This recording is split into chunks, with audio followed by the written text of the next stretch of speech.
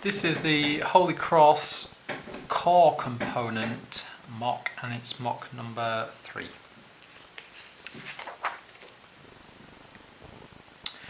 And so question 1, we've got a table, and it asks us to put a tick if the atoms or structures could be present, not definitely are, but could possibly be present in the molecules, and a cross if they are not. So we could have more than one tick or cross on a row. 6 marks and 6 of those, so it's going to be a mark for getting each row right. And hopefully your revision, you know about proteins, nucleic acids like DNA, carbohydrate, disaccharide, sugar, and phospholipid, part of the lipid. So a nice spread of biological molecules there. Protein. So CH and O could be present in a protein. Yes. It's possibly easier to go downwards. I'm going to go down. Nitrogen and sulfur. Well, nitrogen's in an amino acid. Sulfur would be possibly in a disulfide bond, so in a protein I'm going to go yes there. And indeed there are the disulfide bonds. So you could get disulfide bonds in the tertiary structure of a protein. Glycosidic bonds, well no, they're only going to be associated with carbohydrates, so we're going to have no there. Peptide bonds in a protein, yes. Frequently types of bonds are confused and we give the wrong types of bonds. There's no excuses for that, you just need to learn those. And ester bonds, no, they're in fats. DNA, again, carbon, hydrogen, oxygen, yes. Nitrogen and sulfur. Well, nitrogen might be there as part of the organic nitrogenous base, but sulfur, no. So we've got to put no there. By the way, if you change your mind, so if you got a tick and you want it to be a cross, then doing that leads to confusion. So much better to cross it out and put a cross. Likewise, if you want to change a cross into a tick, you don't do this because it still looks a bit like a cross. So just scrub the whole thing out and write a cross or a tick, depending on your answer. There's no marks for being particularly neat here, as long as they can tell what your answer is, but they will, if they see that or that, they won't give you the mark. Disulfide bonds in DNA? No. Those are phosphodiester bonds and hydrogen bonds, so no. Glycosidic bonds? No. Peptide bonds? No. Ester bonds? No. Disaccharide? CHO, yeah, again. Nitrogen and sulfur? Not in a disaccharide, certainly not sulfur. It could be nitrogen if it was chitin. Well, the disaccharide that makes chitin, but sulfur, no. Disulfide bonds, no.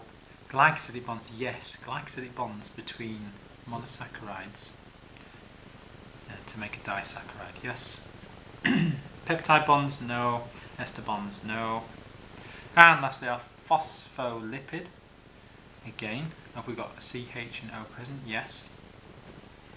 Nitrogen and sulfur, neither. So definitely no there. Disulfide bonds would need sulfur, no. Glycosidic bonds, not in a lipid, those would be ester bonds. Peptide bonds, no, they would be ester bonds. Ester bonds, yes. And so that's our table filled in. We might as well march straight on to question 2, the same sort of vein. And we've got 5 marks here, and we want a single letter this time from our choice here. Sometimes you can just look at the pictures and go, you should be able to identify some of these. You should be able to go, yes, that's sort of microfibrils, that's definitely, and beta glucose, definitely something springs to mind there. You've got 2 disaccharides, one with a rather stranger looking monosaccharide that we might not be familiar with, but that's one that we might be familiar with there. This looks like a hexose, and is it the one that we know? Down, yes, so we know what this is. There's a 1, 2, 3, 4, 5, so that's a pentose. And we know a couple of pentoses from our nucleic acids. Here we've got units of monosaccharides, and then we've got this kind of helical shape. So a monosaccharide that forms a polysaccharide with a helical shape possibility. We definitely know a name there. And here we've got 1, 2, 3. It looks like a sugar. So here we know the family name for sugars with 3 carbons. So just looking through that, some ideas might pop into your head, and then when you look at the answers, it might confirm that. So triose, O's. So we're looking for something that looks like a sugar, so aldehyde kind of sugar, and 3 tri. Well, none of these others have got 3 carbon chains anyway, so we're going to go for G there. Triose. The actual name of this you don't need to know anyway. Amylose, so part of the makeup of starch.